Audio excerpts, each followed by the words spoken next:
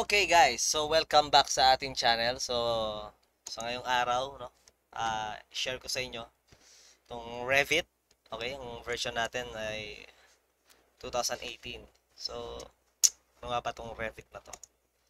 Okay, so umpisa natin. So, gagawa tayo ng ng simple structure, bahay, no? At bakit ba napakaganda ng Revit gamitin? So, unang-una ang Revit is under siya ng ng Autodesk, same company as yung AutoCAD, no? So, sa AutoCAD, yun yung basic ng CAD, no? So, para mas maintindihan natin or makasunod tayo dito, mas mainam na meron tayong counting knowledge doon. So, okay. So, eto, yan, makita ninyo, para lang siyang AutoCAD, pero ang kinaganda kasi nito, meron na siyang, pagka gumuhit ka ng linya, kunyari wall, yan, meron na siya agad, naka 3D na yan. So, silipin natin. Analyze, view, tignan natin sa 3D. So, yun, naka 3D na siya. So, makikita na yun dito. Okay, pasensya na sa ingay. Ginagawa ni father ko yung lababo. So, kung narinig naman ako, well, lalakas ko na rin yung boses ko. Okay, balik natin. Control C. Okay. So, ngayon, ang gagawin natin, paano ba gumawa ng simple structure gamit ang Revit. Okay, so una, punta tayo sa architecture. Select natin yung wall. Diba? Ayan sa wall, makikita ninyo, may nakalabas yan, properties. Andito yung wall. Okay, pagka pinundot nyo itong edit, no? Makikita ninyo dyan, yan, mamimili kayo, or bago nyo palitan yan, yung properties yan, i-duplicate ninyo. Okay, so sabihin natin, ang exterior wall natin is, 5 yung hollow blocks, tapos 6 inches. So, 6 inches, ilang yun, mm, 25 na natin, times 6. So, mga 150, no, kasama palitada. So, 150 mm exterior wall. Okay? Ngayon, katapos yan, edit natin yung, back natin, no, pakita ko. Edit natin yung structure. So, ano ba yun? So, meron yan. Ito, layers above, below. Preview natin. So, ito yon. Ito yung sa loob. So, mamimili tayo anong category niyan. So, ano ba yung sa loob ng hollow block? So, syempre, concrete yan. Lagyan natin ng masonry. Okay. Masonry na pala. Ayan. Tapos, palitada sa taas. So, iano natin to. Maglalagay tayo para sa taas. Okay, structure sa above. So, maglalagay tayo dito ng semento. Hanap tayo ng concrete. Concrete.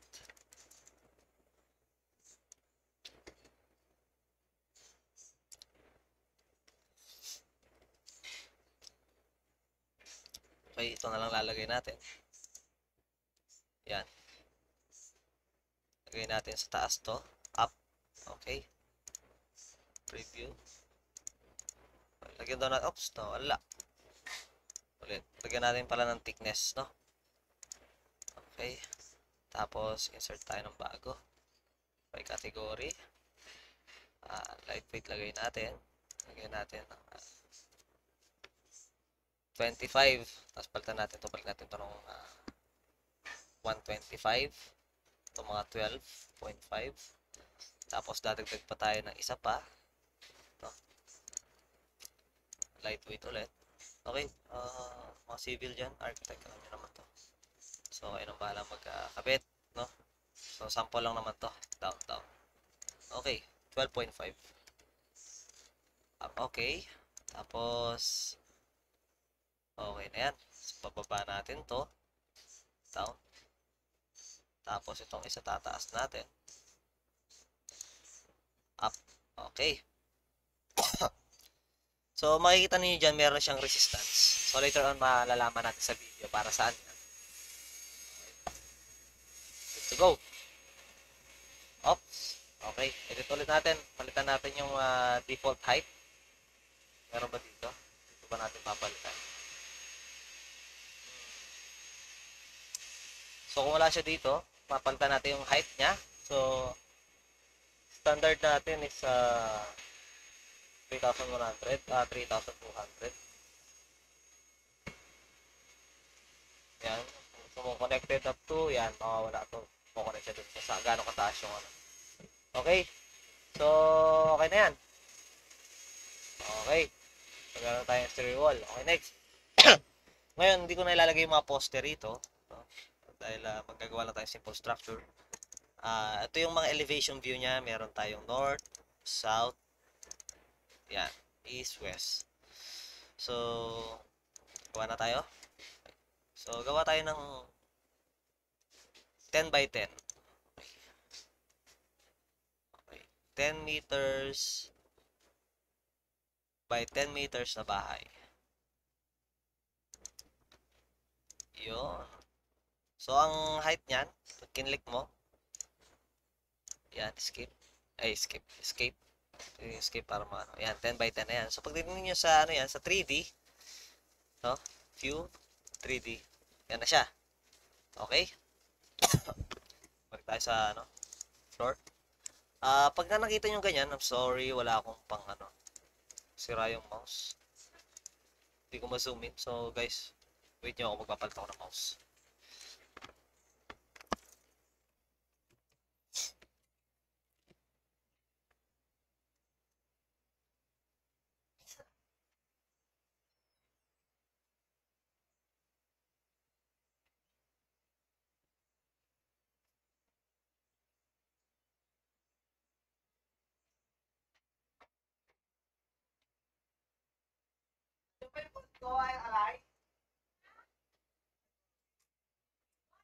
Okay na, okay na.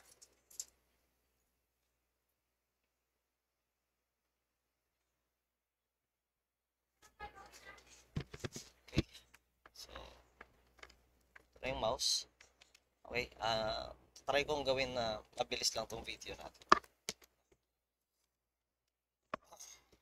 Okay. So, ito na. Zoom in, zoom out. Okay. Lipat natin. Sa gitna yung ano. Yung ano natin. Yan. Okay. Ito yung mga elevation. View natin. So, ito yung north, south, east, west. So, next. Pagkataas ng wall, ang pwede natin sunod dyan is yung sahig. O yung flooring. So, dito ulit tayo sa architecture. Flooring. Floor. No? Pwede yan. Or, kung gusto mo, yung mga partition. So, gawa tayo ng simple partition. Excuse me. Okay, wall ulit. Tapos, makita natin properties. Duplicate, edit type natin, tapos duplicate naman natin. So, pwede na rito yung 125. Okay. Interior wall. Oh, hello. Ano, mabilis. Punta na siya doon. Ano, saan siya manggagaling? Magalang, sige, maligo lang ako.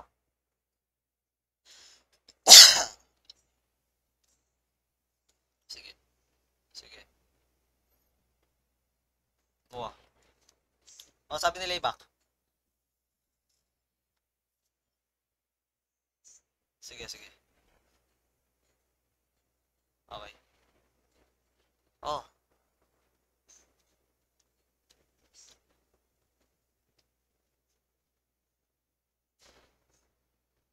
Sige.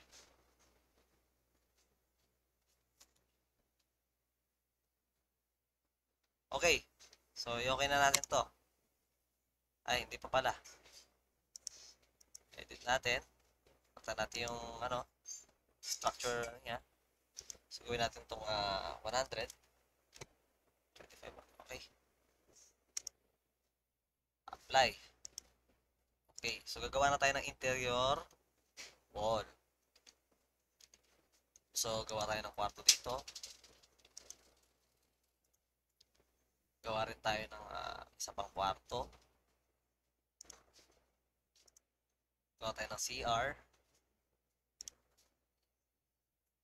Okay.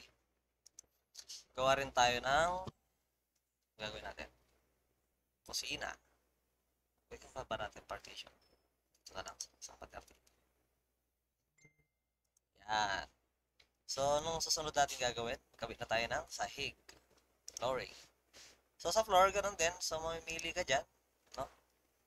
Kung gaano kapal, meron na yan. Papalitan mo lang. So, gawin natin itong 400 mm for the sake of the video. So, meron ka pagbibilihan dito. Ano ka, yan, rectangular or guguhitan mo yan, paano. So, ako, gagawin ko, isang buo na, rectangle. Sa dulo. So, yan. Okay yan. Okay ko yan. Makikita nyo yung offset from level 1. So, i-offset ko, hindi kailangan. Okay. So, pagka tinignan natin yan, sa side elevation, yan na yan. Palitan natin yung view. Okay. Ay, nawala yung diyan na ba yung sahig?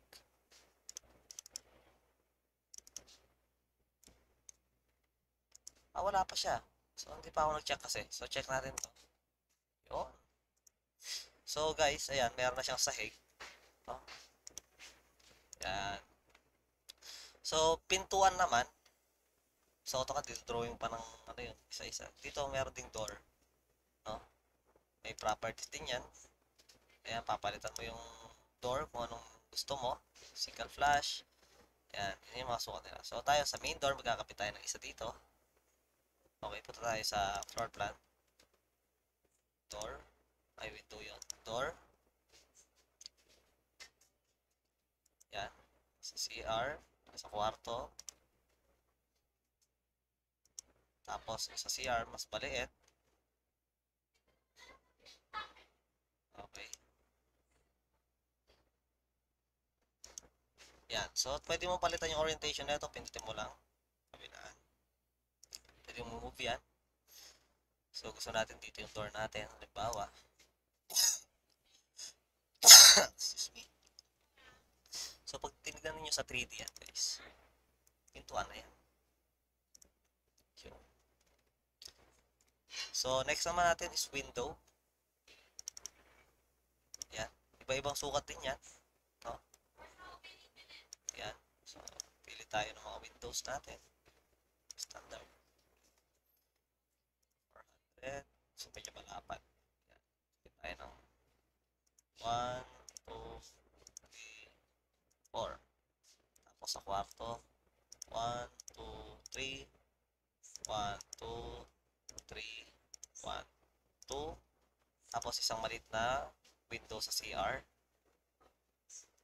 Tingnan natin again. Ayan. So, view. Okay na. 3D na pa tayo. Dito na sa 3D. So, yan na siya. May mga bintana na. Okay. Next is ceiling. So, ceiling, ganun ulit. Tayo sa level 1. Ceiling pala. Ceiling plan. Okay. So, lalagyan na natin siya ng ceiling. So, doon ulit tayo sa architectural. Pindutin lang natin ceiling, guys. Pwede yan mag-automatic sketch or mag-sketch tayo sa sarili. So, try natin yung automatic sketch. Ceiling dito, ceiling doon, ceiling dito, ceiling dyan. So, makikita ninyo dyan, properties. Same. Yun yung ceiling, kung anong height ang gusto mo. Gawin natin 7,000. 2,700. Para meron tayong space sa slab, sa finish wall sa taas. Kasi, boom. Ayan, pwede mo rin palitan yung properties dito. No? So, for here, ano bang properties na ito? Ba siya? Compound ceiling. So, pwede mo palitan yan dito. Structure, ayan. No? So, for the sake of the video, di ko napapalitan. Okay. So, pag tinignan sa 3D yan, yan, may ceiling ka na. Okay. So, bubong. Okay. Architectural ulit tayo. So, bubong, balik ka ulit dito. So, pwede kang pinto mo to. You have created the roof at the lowest level. Would you like to move to level? Okay. Pero pwede rin hindi. Kasi level 1 yung ginagawa natin. Level 1 pa rin tayo. Okay. Ang mangyayari lang dyan, papalitan natin itong offset. Ang height natin sa wall is 3.2. So, lalagyan natin dito 3.2. Okay. So, boundaries. Yan. Or rectangle kung ano gusto mo. So, for me, gagawin natin medyo ganito na. 1, 2, 3. So, kayo na magkalkal, no, guys. Magagandang yung software nito. Okay. Okay, sa roof. So, iba-iba yan. Meron yung insulated with metal deck, field. Yan. Pwede nating i-edit. Edit natin yung roof natin. Punta natin yung materials.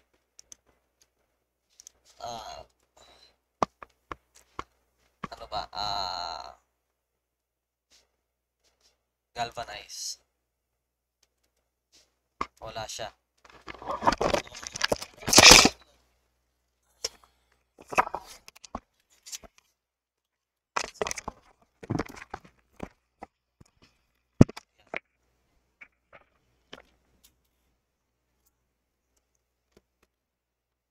Steel.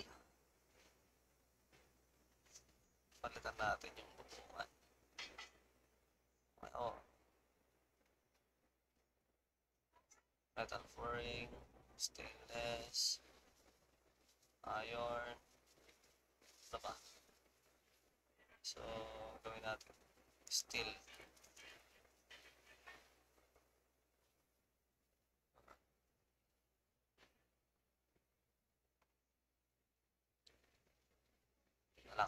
Lang natin. Okay. Pwede mo rin lagyan ang pintura yan kung gusto mo. Okay. Apply. Okay natin. Check. Would you like to attach? Okay, attach natin. Tada. Okay. So, nangyari dyan. Tayo sa 3D. Yun. So, pwede mo rin palitan ito, guys. Ayan, edit mo yung footprint. Yan, ayan. Yung inclination nila. Pero sa susunod na video na yun. So, meron na tayong bahay. Meron na yung south, east, north, west elevation. So, ganun lang siya. So, next video natin, gagawa naman tayo kung paano mag-heat load calculation gamit ito. For mechanical naman. Okay guys, thank you so much.